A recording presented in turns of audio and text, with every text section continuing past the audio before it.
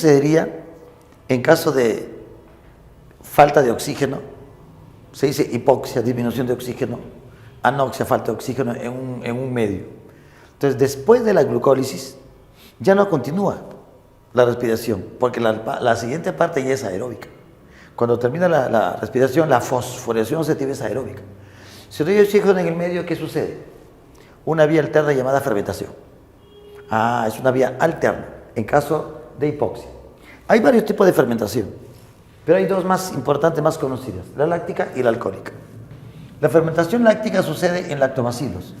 Por ejemplo, el bacilo de yogur. Se produce fermentación láctica. Fibromusculares y también eritrocitos. Eritrocitos, ya que carecen de mitocondrias. Entonces, ellos de todas maneras van a hacer, ¿qué cosa? Fermentación láctica. Las fibras musculares, en caso de falta de oxígeno. Cuando se acumula ácido láctico en la fibra muscular, se produce dolor muscular, se produce fatiga muscular. A ver, ¿cómo sucede la fermentación láctica? El piruvato que se acumula en el citosol, que ya no va a seguir reaccionando, va a ser reducido por el NADH. Va a reaccionar, el piruvato reducido será lactato, con los hidrógenos. Y el NAD, lógicamente, se va a oxidar. Si una molécula es reducida, la otra es oxidada. Al oxidarse, ¿qué cosa libera? NAD. El lactato es la molécula que se acumula en la fermentación láctica. El NAD se recupera para el siguiente proceso. Si hay oxígeno posteriormente, entonces el NAD se utilizará para recoger hidrógenos y al final se van a liberar. El proceso es más o menos complejo. La otra fermentación es la alcohólica, la más conocida. Se ven levaduras y bacterias. A diferencia de la láctica, en la que es un solo paso, mira, piruvato reducido por NADH, se forma lactato y se recupera el NAD. En la fermentación alcohólica hay dos pasos. En primer lugar, el piruvato en presencia de enzimas descarboxilasas pierde CO2, se descarboxila. Producto de esta descarboxilación se forma una molécula de 2 carbonos llamada acetaldehído. En el segundo paso, el acetaldehído recién va a ser reducido ¿por quién?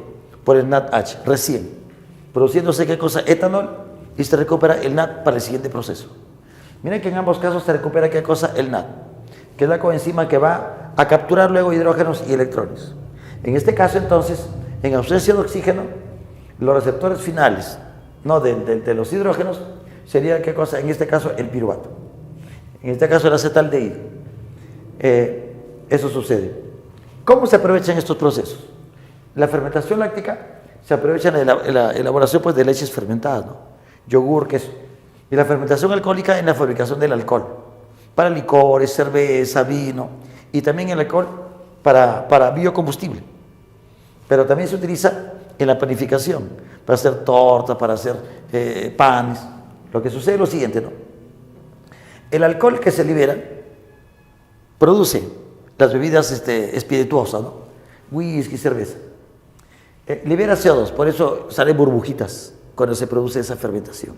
El recipiente para que se produzca este proceso tiene que estar tapadito, pues, ¿no? Porque es en condiciones anaeróbicas. Es el CO2. En la fabricación del pan, por ejemplo, el etanol se va a evaporar cuando el pan es horneado. Cuando tú hueles la masa cruda, sientes olor a alcohol. Pero cuando ya lo ponen a hornear, se elabora. Y el CO2 que se libera del proceso infla al pan. Pues el pan se infla por la liberación de ¿qué cosa? De CO2. Y por eso le ponen al pan ¿qué cosa? Levaduras. Entonces ese proceso sucede en la fermentación. En síntesis, en la fabricación de licores se aprovecha el etanol, en la fabricación del pan se aprovecharía ¿qué cosa? El CO2. Luego de la fermentación en los músculos se produce ¿qué cosa? Lactato, mira. Lactato. Ese lactato va a la sangre. Va a la sangre, va a la sangre. Lógicamente, si no hay oxígeno en el medio y la persona sigue sin respirar, pues va a morir.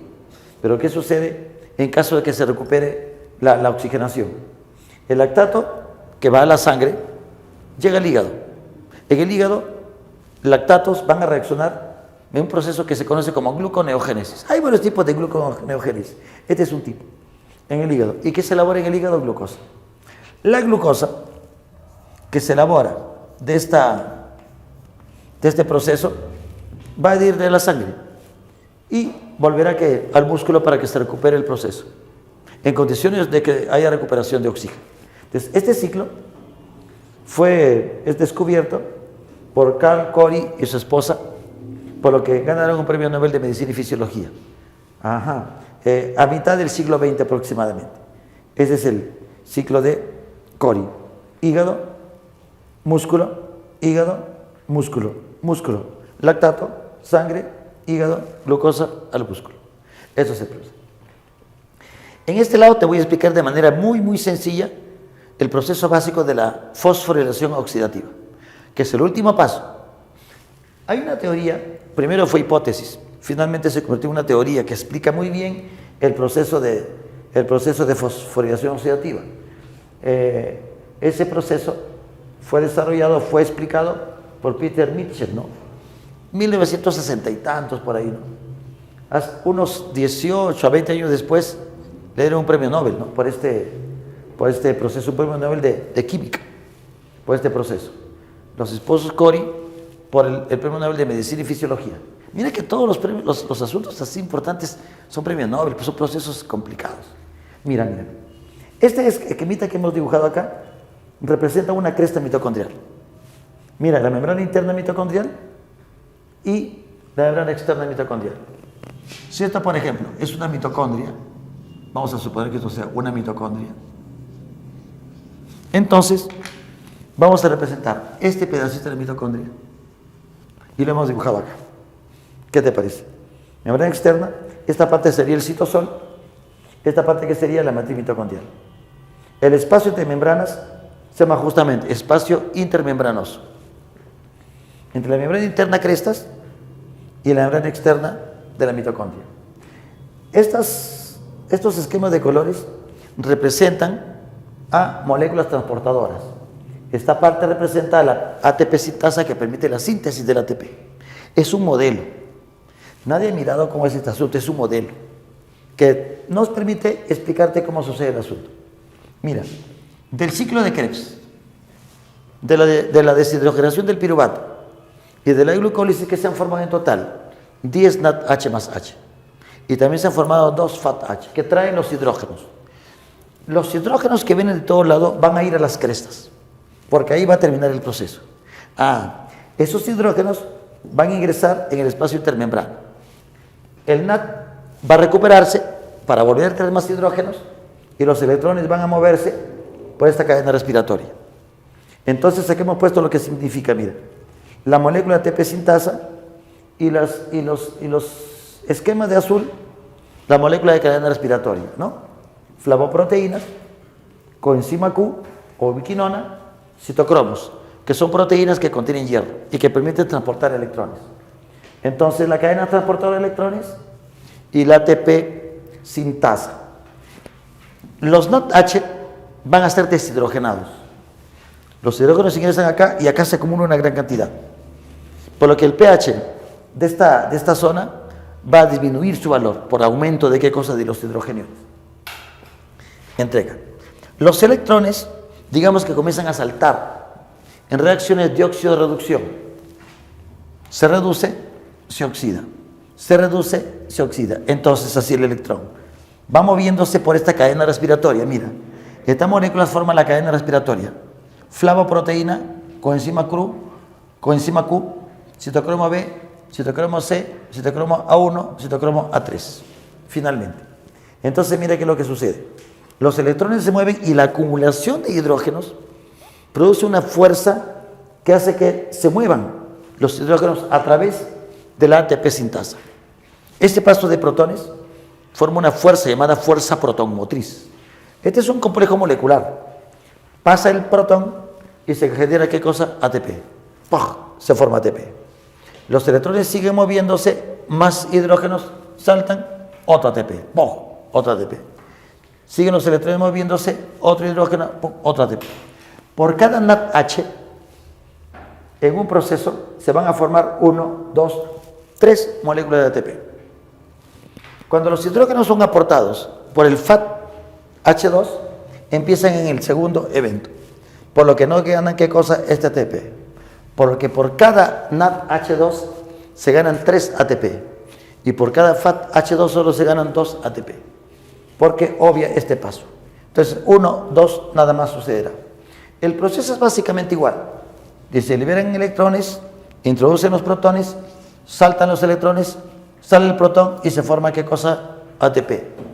Este transporte de electrones y este paso de protones generan suficiente energía para ganar en total 32 a 34 ATP. Esa es la ganancia de ATP. Entonces, miren cómo se mueven los electrones. Los hidrógenos que van saliendo, más los electrones que se liberan del proceso, van a ser finalmente capturados por la molécula ¿de qué? De oxígeno. El oxígeno que nosotros respiramos ingresa, por eso es respiración aeróbica. Las moléculas van a ser los últimos receptores ¿de qué? De hidrógenos y los electrones en la respiración aeróbica. Digamos que el oxígeno va a ser reducido, liberándose finalmente, ¿qué cosa? Agua metabólica. El agua metabólica luego se va, ¿qué cosa? A eliminar. Luego se va a eliminar. Entonces, este proceso así sencillito, complicado en realidad, pero de manera más o menos sencilla para que se pueda captar bien la idea. Entonces, la hipótesis y luego teoría, cuando ya se puede explicar bien, ¿no? Que puede explicar el proceso, la ganancia de la mayor cantidad de ATP, se llama así, teoría quimiosmótica de Mitchell, Peter Mitchell, premio Nobel de Química, en la que se produce entrada de protones en el espacio intermembrano, se produce transporte de electrones, la energía permite generar ATP, entonces se llama fosforilación oxidativa. También se le denomina sistema transportador de electrones. También le llaman cadena respiratoria. Tiene varios nombres que tú lo puedes utilizar, aunque no signifiquen exactamente lo mismo, se pueden utilizar de manera equivalente para explicar el proceso en la cresta mitocondriales. Membrana interna y cresta mitocondriales. Puede pasar también en este lugar, ¿no? Donde no hay cresta. Pero así sucederá el asunto. O sea que al final, la mayor cantidad de ATP se generará en la cresta mitocondrial. 2 ATP neto se ganarán en la glucólisis, 2 ATP en forma de GTP por el ciclo de Krebs y 32 a 34 moléculas de ATP se generarán en la cresta mitocondrial. Depende de la lanzadera que se esté utilizando. Si utiliza la lanzadera glicerol fosfato, acá se generarán 32 ATP.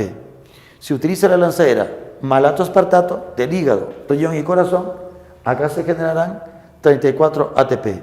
Sumando todo, o 36 ATP o 38 ATP por cada glucosa. Finalmente, el oxígeno es reducido por los hidrógenos y los electrones, liberándose agua metabólica que se va a utilizar o se va a expulsar. Con este proceso, entonces, termina el proceso de respiración celular aeróbica.